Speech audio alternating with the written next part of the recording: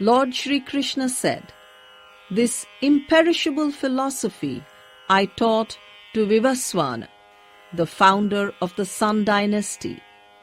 Vivaswan gave it to Manu, the lawgiver, and Manu to King Ikshvaku. The divine kings knew it, for it was their tradition.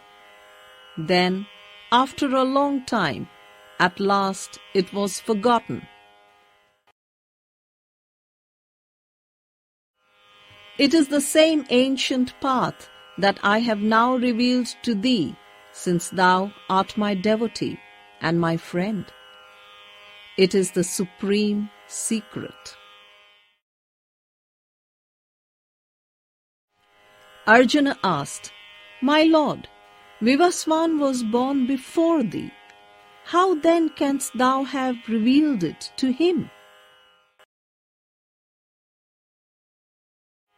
Lord Shri Krishna replied, "I have been born again and again from time to time. Thou too, O Arjuna. My births are known to me, but thou knowest not thine. I have no beginning, though I am imperishable as well as Lord of all that exists. Yet, by my own will and power, do I manifest myself.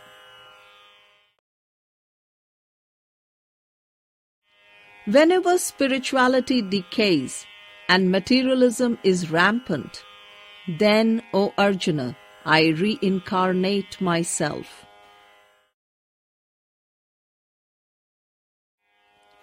To protect the righteous, to destroy the wicked, and to establish the kingdom of God, I am reborn from age to age. He who realizes the divine truth concerning my birth and life is not born again, and when he leaves his body, he becomes one with me.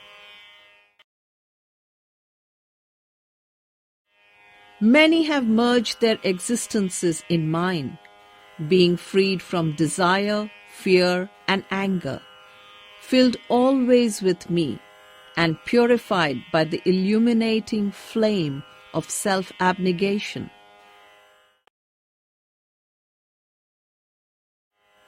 Howsoever men try to worship me, so do I welcome them. By whatever path they travel, it leads to me at last.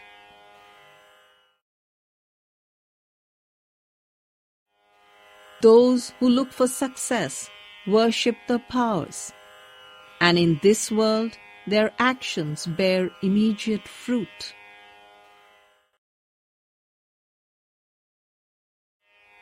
The four divisions of society, the wise, the soldier, the merchant, the laborer, were created by me according to the natural distribution of qualities and instincts.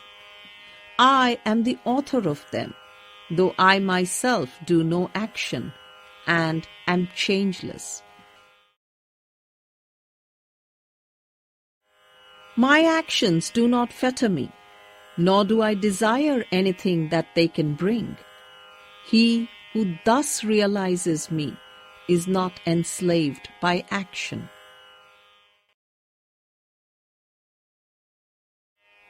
In the light of wisdom, our ancestors who sought deliverance performed their acts. Act thou also, as did our fathers of old.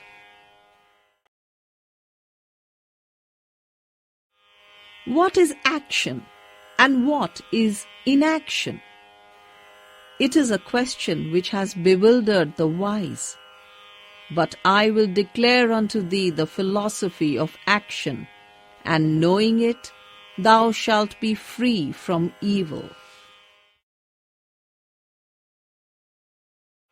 It is necessary to consider what is right action, what is wrong action, and what is inaction, for mysterious is the law of action.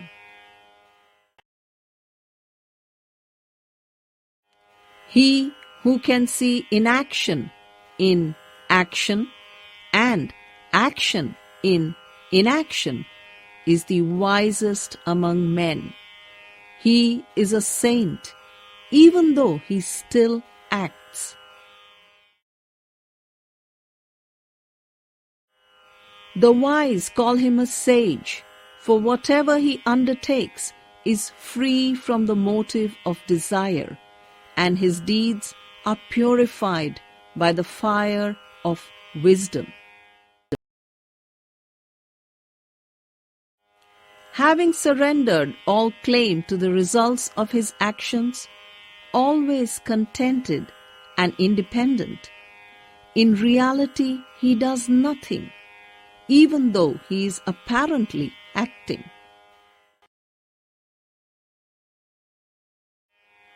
Expecting nothing, his mind and personality controlled, without greed, doing bodily actions only, though he acts, yet he remains untainted.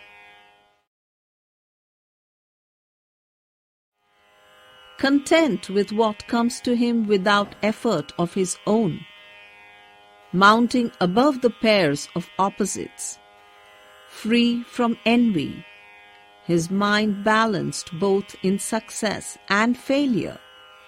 Though he acts, yet the consequences do not bind him.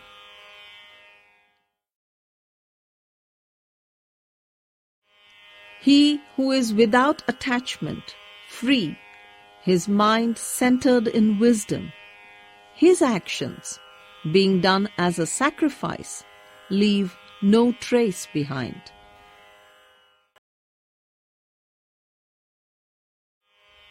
For him, the sacrifice itself is the spirit. The spirit and the oblation are one. It is the spirit itself which is sacrificed in its own fire, and the man, even in action, is united with God, since while performing his act, his mind never ceases to be fixed on him.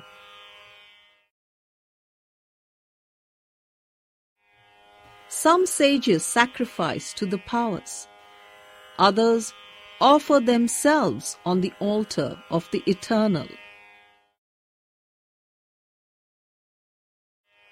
Some sacrifice their physical senses in the fire of self-control. Others offer up their contact with external objects in the sacrificial fire of their senses.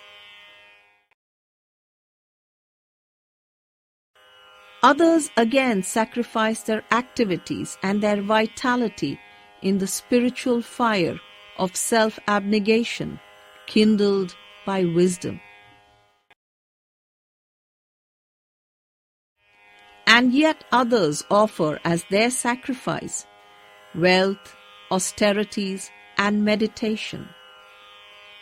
Monks wedded to their vows renounce their scriptural learning and even their spiritual powers.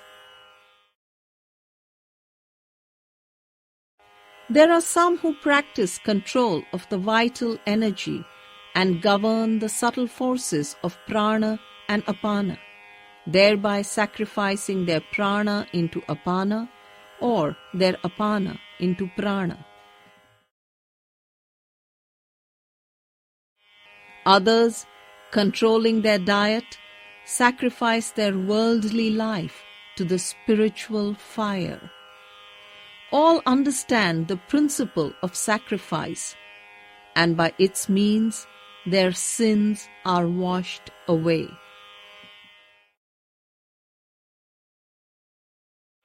Tasting the nectar of immortality as the reward of sacrifice, they reach the eternal.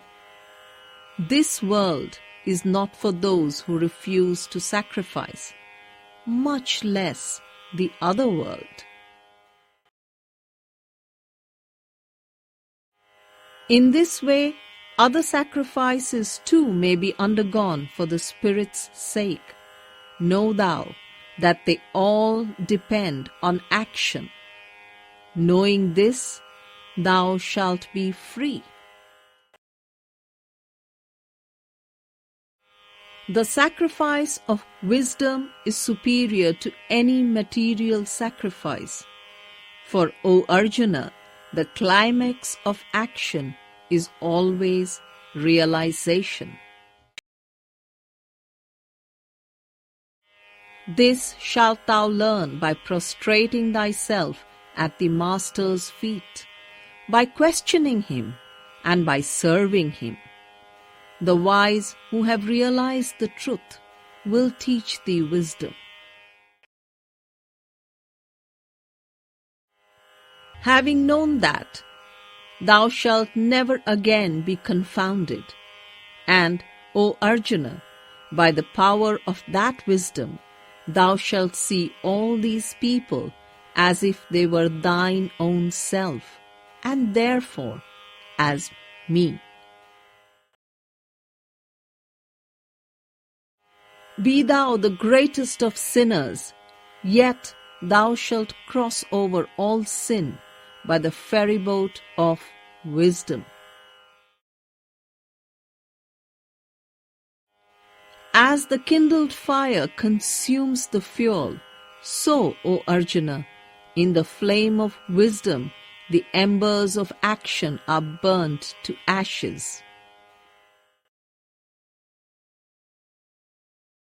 There is nothing in the world so purifying as wisdom, and he who is a perfect saint finds that at last in his own self.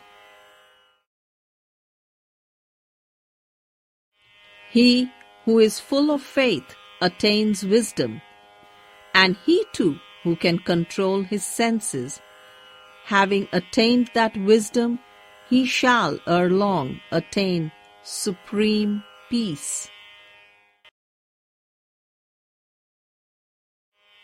But the ignorant man, and he who has no faith, and the skeptic are lost. Neither in this world nor elsewhere is there any happiness in store for him who always doubts.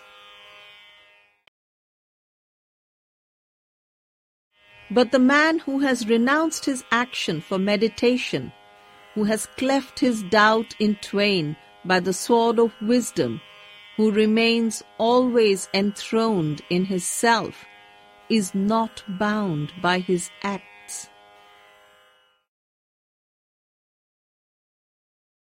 Therefore, cleaving asunder with the sword of wisdom the doubts of the heart, which thine own ignorance has engendered, follow the path of wisdom and arise.